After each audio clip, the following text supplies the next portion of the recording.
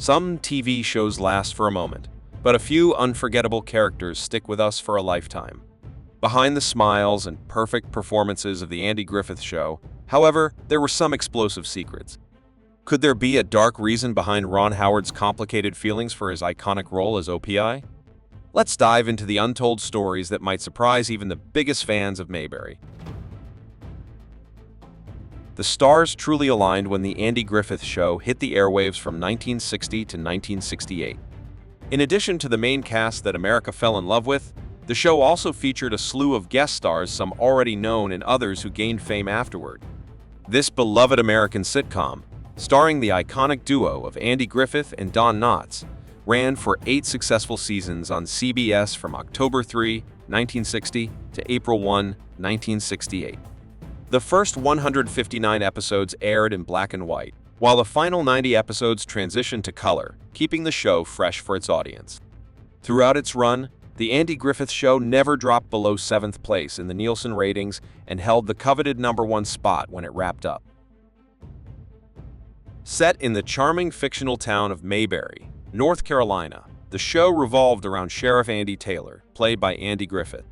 Sheriff Taylor's wise and level-headed approach to law enforcement kept the town's quirky residents and their harmless mischief in check.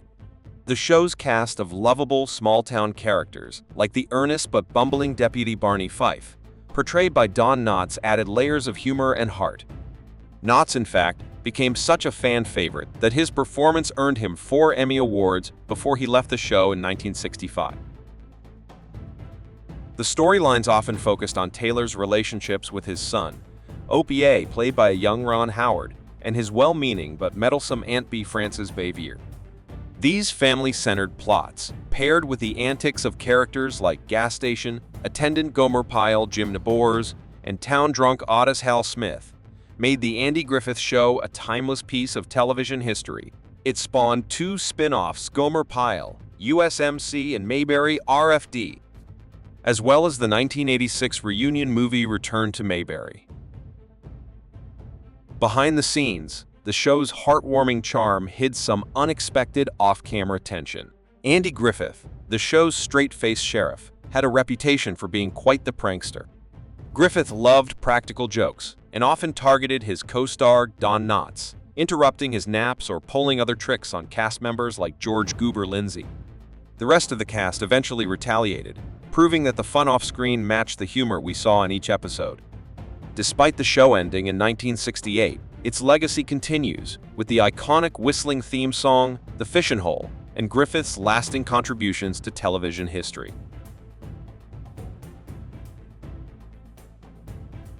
Ron Howard, or Ronnie, as he was known back then, played the adorable Opie Taylor on The Andy Griffith Show. In the iconic opening sequence, you see him walking with Andy Griffith and tossing a rock into the lake. However, young Ron had trouble getting the rock to make the splash as intended. After several failed attempts, the assistant director had a prop guy secretly throw a rock to create the splash instead. If you watch closely, you might notice the slight delay between Opie's toss and that famous splash, just one of the many behind-the-scenes stories that fans loved. When the show ended, it went out on top as the highest-rated show on television, leaving a lasting legacy. There are more interesting tidbits about the show's history, too. For instance, the creator originally wanted to remove Andy's name from the title and call it Mayberry. Even the town's name almost didn't stick. It was initially going to be called Mount Pilot. Andy Griffith's real-life wife, Barbara, even made a brief appearance in the episode Barney and the Choir. Meanwhile, Aunt B, played by Frances Bavier, first appeared in the pilot episode as a different character, a widow named Mrs. Henrietta Perkins. The actors also found themselves drawn to the show's real-life inspiration. Betty Lynn, who played Thelma Lou, eventually retired to Mount Airy, North Carolina, the town that inspired Mayberry. After a burglary in Los Angeles, she visited Mount Airy during Mayberry days and fell in love with its charm, prompting her to make the move. Frances Bavier, who played Aunt B, also retired nearby in Siller City, North Carolina, where she enjoyed the scenic beauty of the state, much like the peaceful town of Mayberry she portrayed on screen. The show had its share of quirky details too. For example, If you ever noticed the maps behind Sheriff Andy's desk, you might have spotted that the maps of Idaho and Nevada were hung upside down, not exactly North Carolina. And one of Mayberry's biggest mysteries remains unsolved. The actor who played the silent Mr. Schwamp, who appeared in 26 episodes, still hasn't been identified. Fans continue to be fascinated by these hidden gems, like the elusive Mr. Schwamp and Nice Dress Nellie, Don Knotts' stand-in. Mayberry, it seems, still holds a few secrets.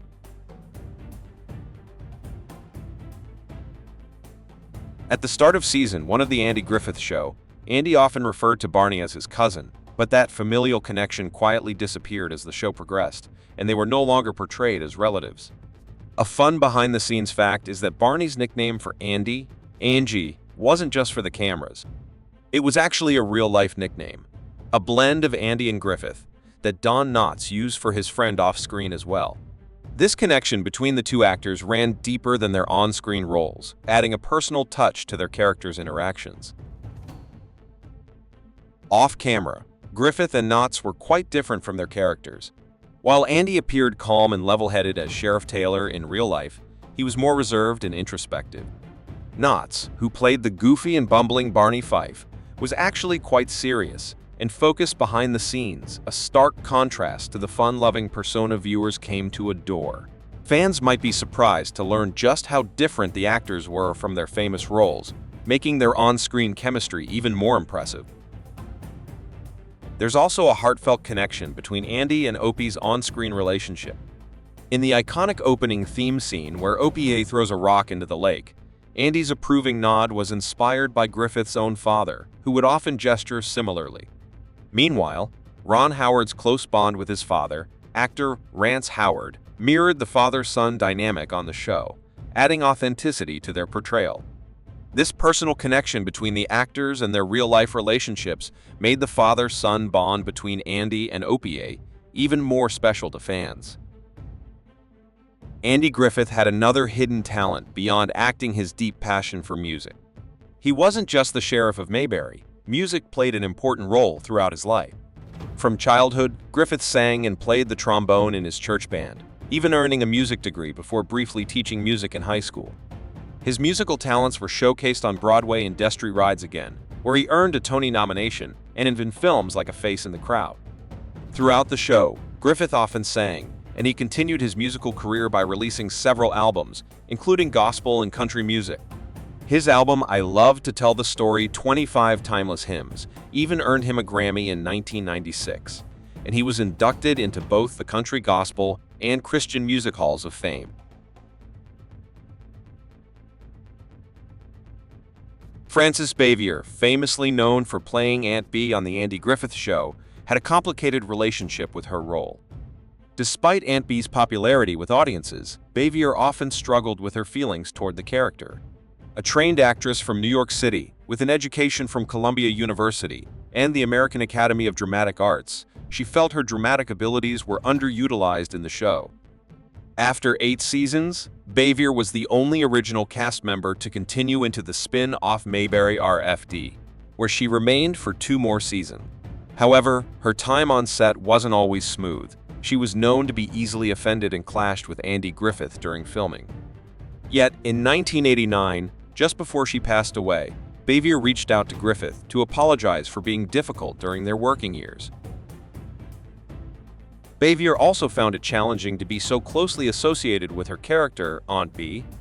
In interviews, she revealed that her personal identity often felt overshadowed by the role she played for so long.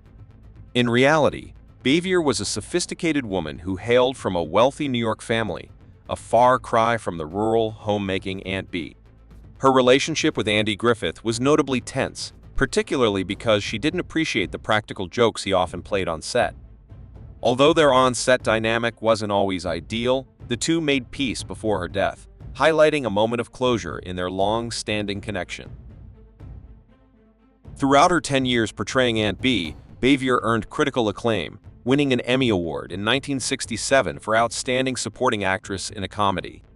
Aunt Bee became an iconic television character, known for her warmth and maternal presence in Mayberry. Despite this success, Bavier retired in 1972, retreating from the limelight to lead a reclusive life. Her departure from acting marked the end of her celebrated career, but she remained deeply connected to the role that had made her a household name. In her later years, Bavier lived a modest, quiet life in Silver City, North Carolina, where she spent her days in solitude. Her home was sparsely furnished, with a simple room that contained just a bed, a desk, and a television. She was known to keep a jar of black licorice by her side, and her glasses were always within reach. This minimalist lifestyle stood in stark contrast to the life she had once led in the bustling entertainment world. Though she may have had a complex relationship with her role, Frances Bavier's portrayal of Aunt Bee left a lasting legacy in the hearts of television viewers.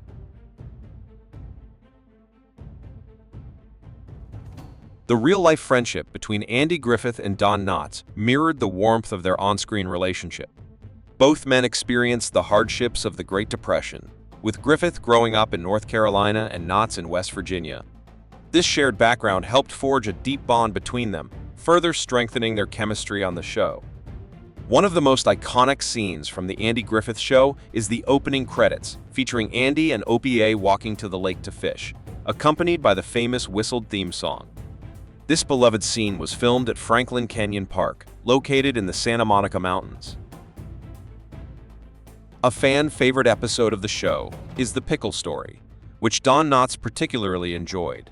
In this episode, Barney and Andy hilariously try to handle Aunt Bee's infamous homemade pickles, which leads to plenty of laughter.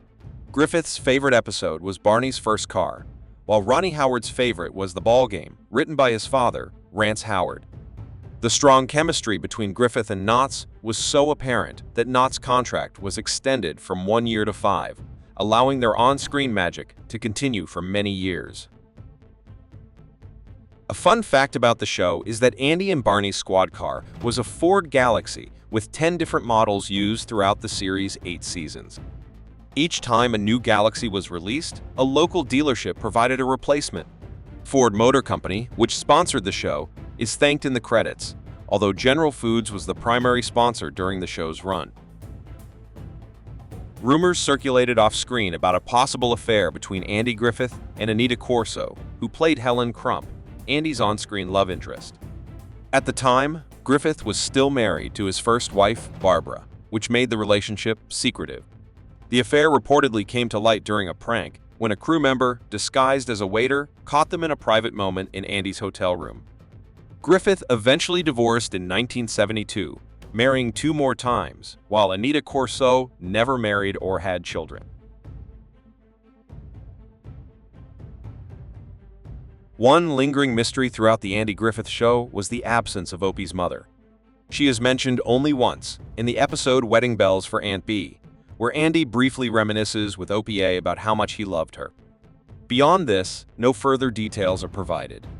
However, in the Danny Thomas Show, where Andy's character first appeared, it's explained that Opie's mother passed away when he was just a baby. The origin of Opie's name comes from bandleader Opie A. Cates, whom both Andy Griffith and producer Sheldon Leonard admired. Ron Howard, who played OPA, became equally famous for his later role as Richie Cunningham on Happy Days. He went on to build a remarkable directing career, receiving numerous prestigious awards, including the National Medal of Arts. Howard married writer Cheryl Alley in 1975, and together they have 4 children, 2 of whom, Bryce Dallas Howard and Paige Howard, followed in his footsteps and became actresses.